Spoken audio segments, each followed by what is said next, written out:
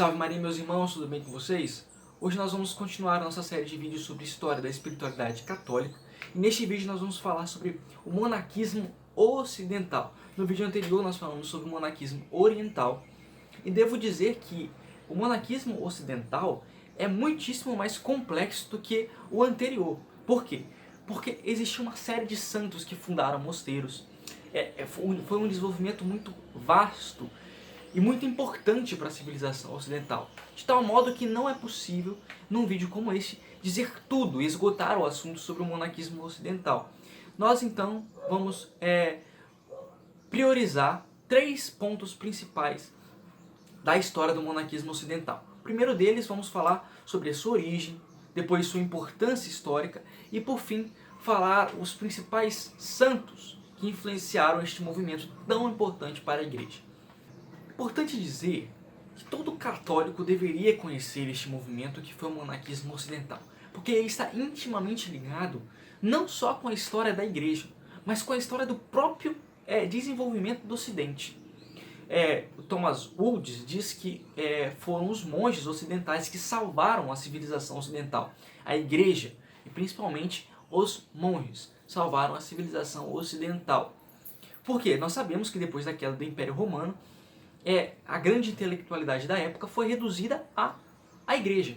E, mais especificamente, aos monastérios, que foram grandes centros de desenvolvimento, sobretudo espiritual, mas também intelectual.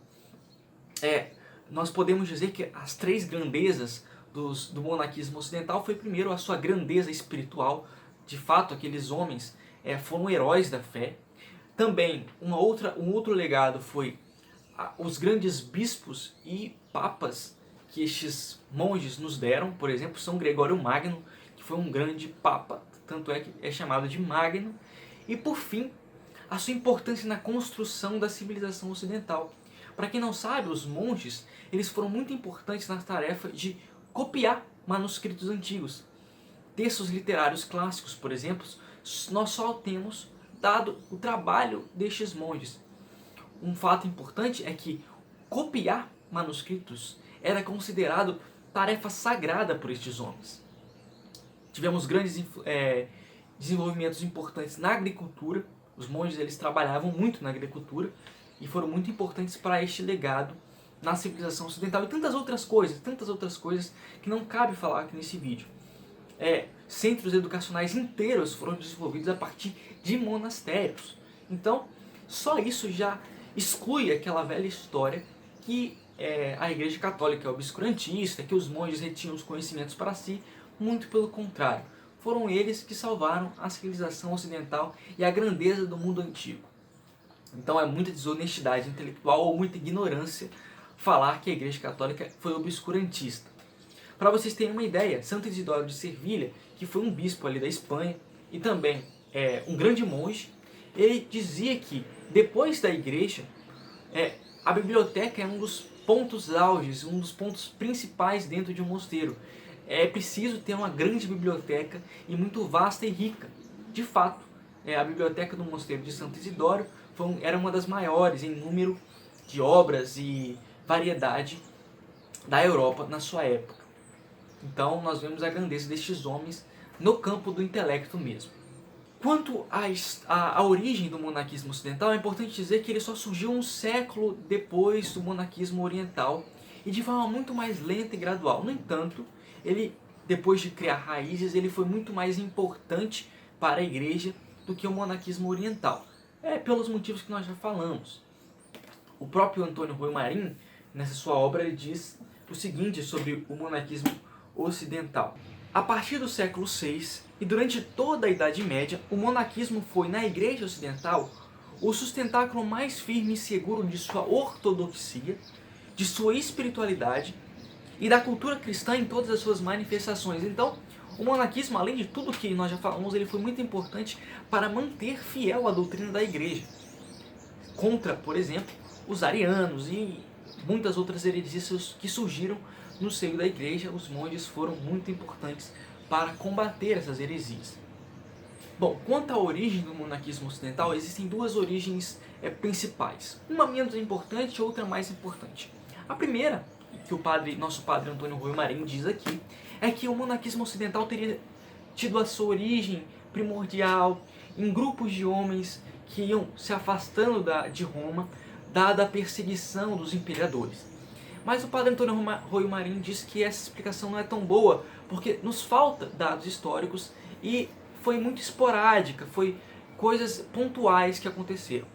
Uma segunda explicação, e aqui ele diz que é a mais confiável, é a explicação que o monaquismo ocidental teria surgido a partir da influência de Santo Atanásio, o grande Santo Atanásio, herói da fé, importantíssimo para a preservação da doutrina cristã frente aos arianos. Então foi Santo Atanásio que influenciou o surgimento do monaquismo ocidental. Em um de seus exílios, para quem não sabe, Santo Atanásio viveu 17 anos longe da sua sede episcopal, porque foi perseguido mesmo pelos arianos e pelos próprios imperadores, porque ele enfrentou o império. Sim, Santo Atanásio foi um grande herói da fé. Então, em um de seus exílios para o ocidente, ele trouxe alguns de seus discípulos, muitos dos quais se tornariam santos, e ele trouxe alguns de seus discípulos, e ali eles, com as suas conversações, com a própria vida de Santo Antão, que ele mesmo tinha escrito, com a própria vida desses homens santos, o preconceito em relação ao monaquismo foi sendo mitigado pouco a pouco, e núcleos cenobíticos foram criados dada a influência de Santo Atanásio. Então essa foi a origem do monaquismo ocidental muito antes de São Bento ter desenvolvido os beneditinos. Outra personalidade muito importante para o monaquismo ocidental foi São Jerônimo, porque como ele era um grande santo intelectual, tinha influência com os próprios papas da época, e era muito austero na sua doutrina espiritual, ele foi muito influente e importante para o desenvolvimento e florescimento do monaquismo ocidental. Se São Jerônimo foi importante, o que dizer então de Santo Agostinho, cuja a regra, chamada regra de Santo Agostinho, permanece até os dias de hoje. Ele foi muito importante mesmo. Na verdade, para falar de Santo Agostinho, nós vamos ter que gravar um vídeo só para este santo, dada a sua grandeza e sua importância. Mas podemos dizer que ele foi muito importante também no monaquismo ocidental. A partir de seus escritos, uma regra foi criada. Ele não escreveu uma regra propriamente dita, mas a partir de seus escritos, uma regra foi criada e influenciou grandemente toda a Idade Média. Santo Agostinho foi um grande nome na cristandade. Alguns escritores dizem que a cristandade tem que ser interpretada antes e depois de Santo Agostinho, dada a sua grandeza. Por fim, resta falar do grande São Bento e do São Gregório Magno. E aqui nós temos o ápice, o cume do monaquismo ocidental com São Bento e São Gregório Magno. Por quê? Porque foi eles que deram raízes profundas ao monaquismo. São Bento escreveu uma regra inteira, e essa regra foi muito importante porque ele conseguiu manter um equilíbrio, como nós vamos ver, entre a austeridade e a mansidão necessária para que as pessoas não desistissem da vida de penitência, que era a vida dos monges. Bom, vale a pena nos determos um pouco mais na vida de São Bento. Ele nasceu no ano 480 e morreu no ano 547, mais ou menos. E teve a sua educação em Roma, mas logo vendo aquelas abominações, aquelas imoralidades, ele logo quis se isolar. E de fato ele se isola numa cova, uma caverna ali nas redondezas de Roma, sob a direção de um anacoreta chamado Romão. Então, durante 3 anos ele permaneceu ali, e por causa de um grupo de pastores que o conheceu, ele ganhou uma grande fama na época, e logo muitas pessoas queriam que ele se tornasse seu discípulo. Inclusive um grupo de monges de um mosteiro ali das redondezas pediram que São Bento assumisse a direção espiritual desses monges. E de fato São Bento, com muita relutância, aceitou essa missão e logo introduziu a sua austeridade, a sua penitência, as suas regras. Isso meio que desagradou alguns monges desse mosteiro, de tal modo que eles deram uma taça de veneno para que São Bento bebesse. Na hora que o São Bento, claro que ele não sabia que era uma taça de veneno, né, gente? E na hora que São Bento fez o sinal da cruz sobre a taça, milagrosamente, essa taça explodiu em sua mão e diante disso ele viu que ele não estava sendo bem recebido ali naquele mosteiro, por aqueles monges, e logo se isola, volta para a sua cova, para a sua caverna, de onde ele não deveria ter saído, de acordo com ele. Bom, não durou muito tempo e novamente grandes homens de Roma, grandes personalidades deram seus filhos para que fossem guiados por São Bento. Muitos discípulos foram até São Bento para que o recebessem como um guia espiritual mesmo. Então, São Bento, com muita relutância novamente, dividiu esses homens em grupos de 12 pessoas, em grupos de 12, ao modo dos cenóbios orientais. Bom, não durou muito tempo e um outro monge, um outro sacerdote, tomado por ciúme e uma grande inveja, chamado Florencio, começou a criar fantasias sobre São Bento, detratar o seu nome, manchar a sua honra, e São Bento teve que se retirar para o Monte Cassino. E ali, não sem provações, grandes provações, ele, com alguns discípulos, dos quais alguns se tornaram santos posteriormente, ele fundou o grande monastério de Monte Cassino, que existe até hoje. É um grande monastério mesmo, muito belo. Bom, ali, São Bento precisou converter os pagãos, e de fato a conversão foi em massa. Tanto é que o monastério de Monte Cassino foi erigido sobre as ruínas de um templo destinado a Apolo, que São Bento teve que derrubou esse templo destinado ao ídolo Apolo e criou o grande monastério de Monte Cassino. Isso foi no ano 529, mais ou menos, e lá em Monte Cassino foi que São Bento desenvolveu a sua famosa regra, a regra de São Bento, cujas características vale a pena citar, as 3 principais características da regra de São Bento que nosso padre Antônio Roio Marinho nos traz.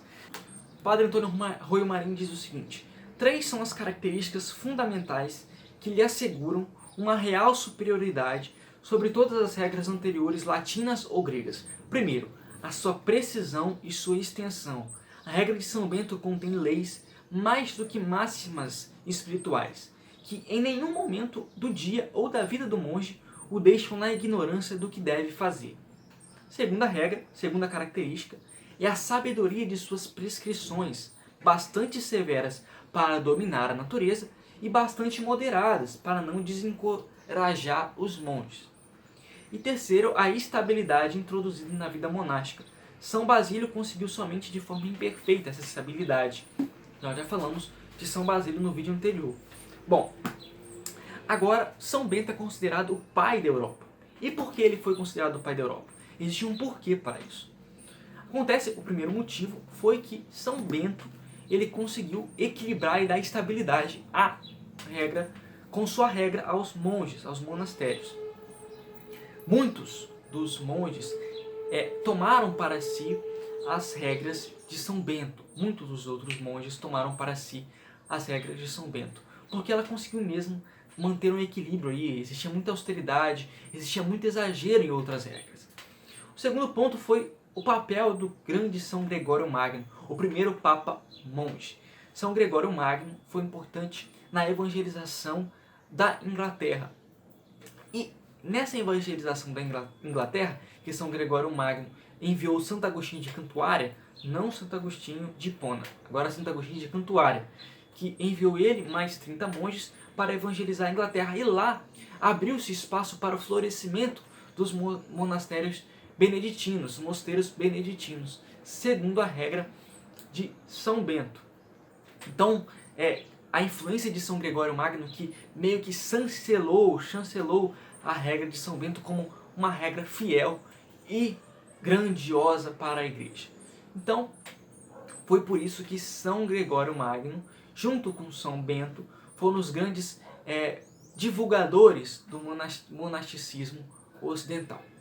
Então é isso que eu gostaria de falar com vocês neste vídeo de hoje, espero que tenham gostado. Se vocês gostaram, não se esqueçam de curtir, compartilhar com seus amigos, e no próximo vídeo nós vamos falar sobre o grande Santo Agostinho, importante santo para a vida da igreja na Idade Média e até nos dias de hoje. Tá bom, pessoal? Espero que tenham gostado. Tchau, tchau. Salve Maria.